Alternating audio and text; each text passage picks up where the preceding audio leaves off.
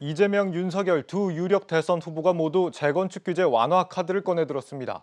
어느 쪽이 당선되든 안전진단 기준이 조만간 완화될 가능성에 무게가 실리는데 다만 집값 과열 현상이 모처럼 잠잠해진 상황에서 또다시 상승을 부추기는 불쏘시개가 되는 건 아닌지 우려하는 목소리도 나옵니다. 김원규 기자 리포트 보시고 이어가겠습니다. 수도권 표심을 잡기 위해 정비사업 규제 완화 카드를 꺼내든 이재명 더불어민주당, 윤석열 국민의힘 대선 후보. 도심 내 주택 공급의 필요성을 인식하고 안전진단 기준을 손질한다는 데 한 목소리를 내고 있습니다. 우선 건물 기울기와 내구력을 측정하는 구조 안전성 비율을 하향 조정한다는 계획입니다. 총 4가지 항목으로 구성된 현행 안전진단 기준에서 구조 안전성이 차지하는 비율은 절반 수준입니다. 일본 정부가 이거를 50점으로 만들었단 말이죠. 대부분의 그 아파트들은 철근 콘크리트 건물로 되어 있기 때문에 50년이 가도 무너지지 않아요. 양 후보가 구조 안전성을 낮추겠다고 얘기를 하는 겁니다. 실제 서울시의 재건축 안전진단 기준이 강화된 2018년부터 현재까지 안전진단을 통과한 단지는 5곳입니다.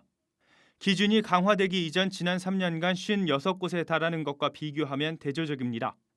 여기에 4종 주거지역 500% 용적률 상향과 재건축 초과 이익 환수제 완화 등의 추가 공약도 제시됐습니다. 다만 우려의 시선도 나옵니다. 최근에서야 잠잠해진 집값의 상승을 부채질할 수 있다는 이유에서입니다. 서울시가 추진하고 있는 신통기획과 함께 주요 대선 후보들도 재건축 규제 완화를 공약으로 내걸고 있어 똘똘한 한 채 이슈와 맞물려 주요 재건축 단지들이 몰려있는 지역은 기대감이 높아질 수 있습니다. 그럼에도 불구하고 전문가들은 장기적인 측면에서 재건축 규제 완화는 부동산 시장 안정을 위한 올바른 선택이라고 말합니다. 서울 도심의 경우에는 그만큼 수요가 있기 때문에 서울에서 외곽으로 확장하는 데는 어느 정도 한계가 있습니다. 그래서 도심 고밀 개발을 통해서 공급을 해야만 부동산 시장의 안정을 가져오는 데 장기적으로 도움이 될 것 같습니다. 현 정부의 부동산 정책 실패로 인해 안전진단 기준 완화가 조만간 이루어질 것이란 분위기가 조성되고 있습니다. 한국경제TV 김원규입니다. 대선 이후 정비사업 규제가 완화되면 어떤 변화들이 예상되는지 알아보겠습니다. 부동산부 임동진 기자 나와 있습니다. 네, 임 기자, 네. 안전진단 기준이 완화가 되면 막혔던 재건축들 좀 활발하게 앞으로 진행이 될 수도 있을 것 같은데 수혜가 예상되는 지역이 어디입니까?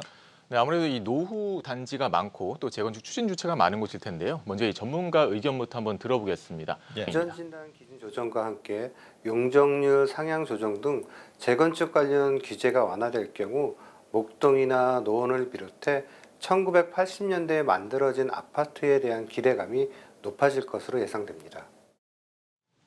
네, 전문가들과 시장에서 가장 수혜지로 평가받는 곳은 바로 노원구인데요. 이 서울에서 노후주택 비율이 가장 높은 곳이 바로 노원구이기 때문입니다. 2020년 기준으로 노원구에 지어진 30년 이상 지난 공동주택은 46.5%에 달하는데요.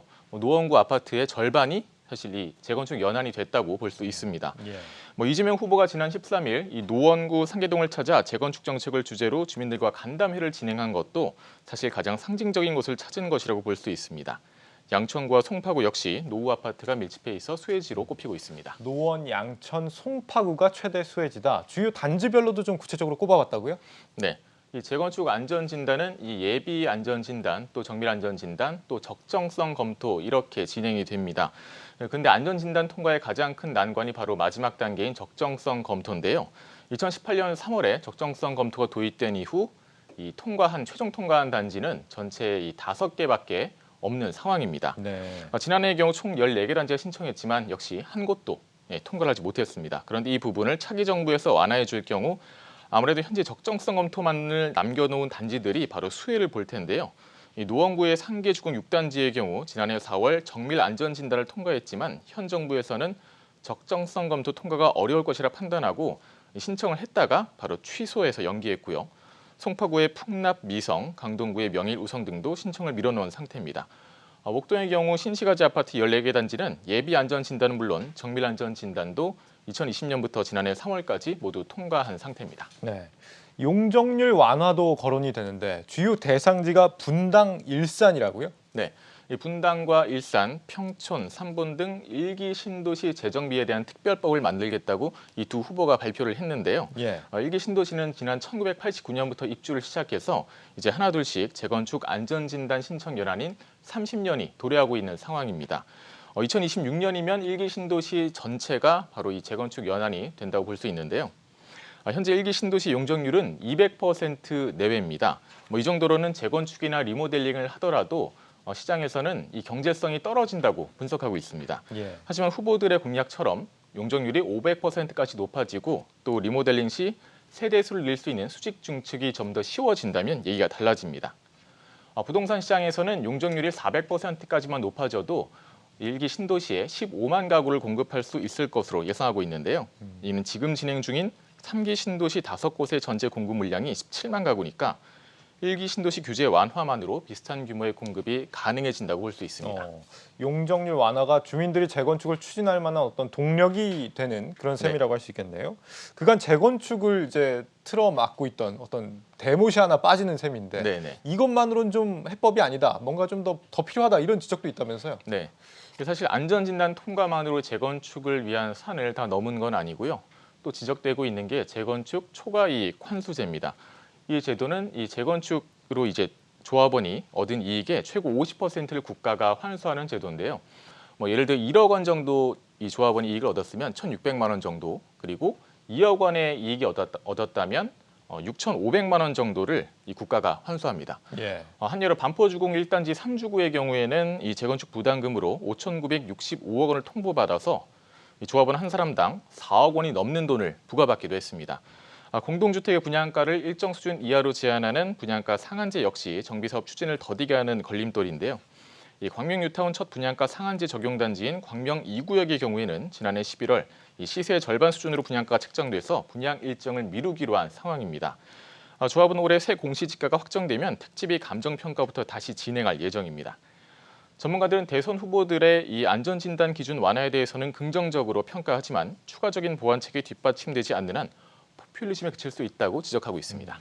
이 정부가 그간 재건축을 좀 틀어 막아왔던 데는 또 나름의 변이 있지 않습니까? 부작용을 좀 우려했던 거잖아요. 네, 말씀하신 것처럼 이 가장 큰 이 부작용 우려는 바로 집값 상승입니다. 공급을 늘려서 집값을 안정시킨다는 취지야 좋지만 그 과정에서 단기적으로는 집값이 오를 수 있다는 건데요. 그래서 전문가들은 이 토지거래 허가구역 지정 등으로 투기 수요를 차단하면서 이 단기보다는 장기적인 이 주거 안정을 가져가는 것이 좀 더 올바른 선택이라고 조언하고요. 또 1기 신도시 같은 경우 용적률을 높이면 물론 사업성은 높아지겠지만 예. 건물이 높아지는 만큼 일조권 침해 등 이 환경이 좀 안 좋아지기 때문에 이 기반 시설에 대한 개발도 함께 추진해야 된다는 지적입니다. 예. 부동산부 임동진 기자였습니다. 잘 들었습니다.